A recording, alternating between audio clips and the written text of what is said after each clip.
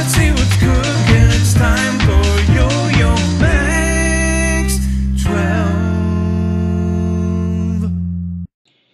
Here we go with the pig cupcake. First, you're going to start off with some candy melting wafers. These are pink.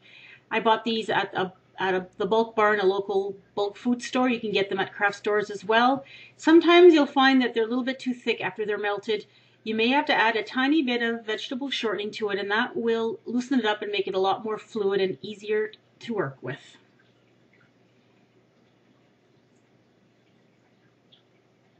Then take a large marshmallow, cut it in half, and this is going to be the pig snout, and just shape it back into a circle shape.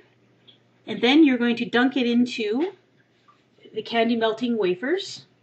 And this would probably would have been easier if I would have stuck a toothpick in the bottom of it before putting it in there.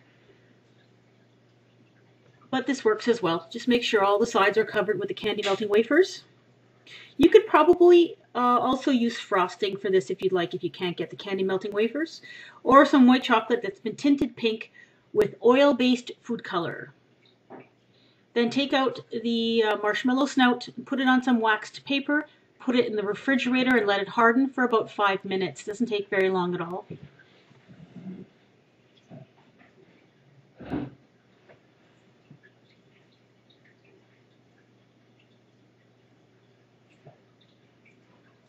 Now for the icing for the cupcake, I'm using just buttercream frosting that I'm going to tint a shade of pink. These are Wilton gel food colors. They're fantastic.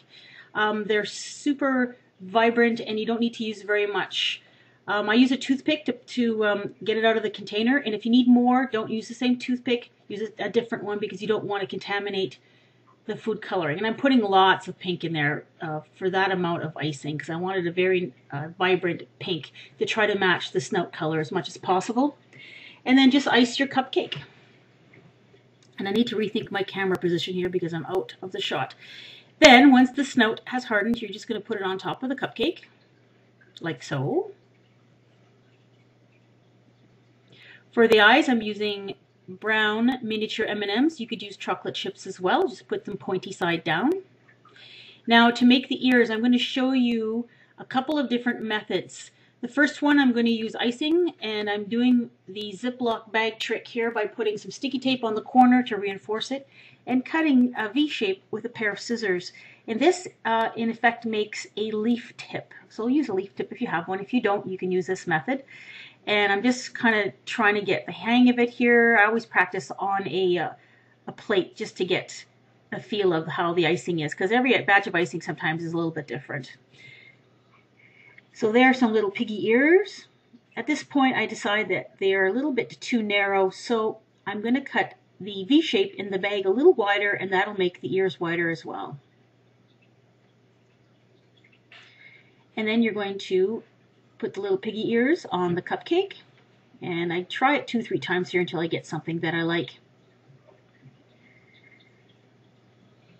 So you're just going to anchor the icing and then fold it over to get the little piggy ear shape. So there's one method of doing the ears. And for the snout, I'm using a little bit of white icing in a Ziploc bag with the corner cut off to make the nostrils. And for the mouth is black icing, same thing, Ziploc bag. And I'm making just a little half smile here. Kind of like the little half smile. I think it's really cute. But if you want the full smile, I'll show you what it looks like right now.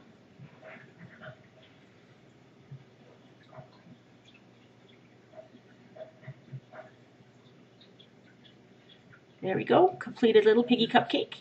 Now for some alternatives for ears, I experimented with a couple of different things. These are candy melting wafers. I'm just cutting them into triangle shapes and then sticking them into the cupcake.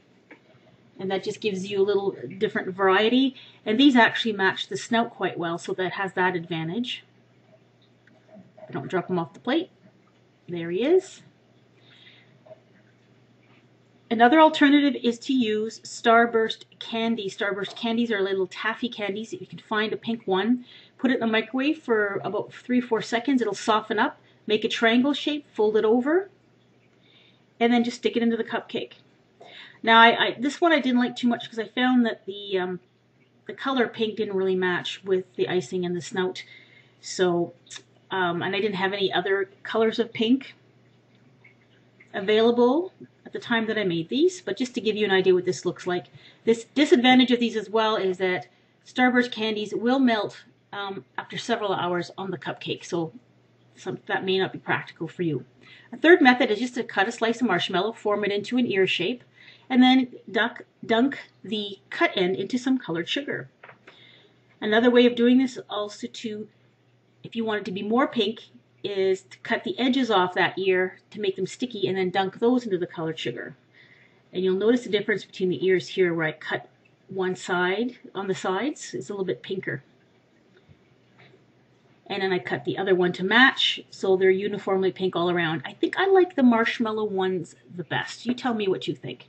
Now, just for fun, I drew some wings here freehand and just filling it in with some candy melting wafers. You could use white chocolate as well. Fill it in, let it harden, and you have a little wings to put on the piggy cupcake, because there is an expression that is when pigs fly, and I thought that would be really cute. So there we go, when pigs fly.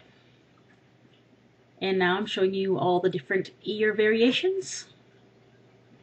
So there you go, piggy cupcake. Thanks for watching. Give it a try.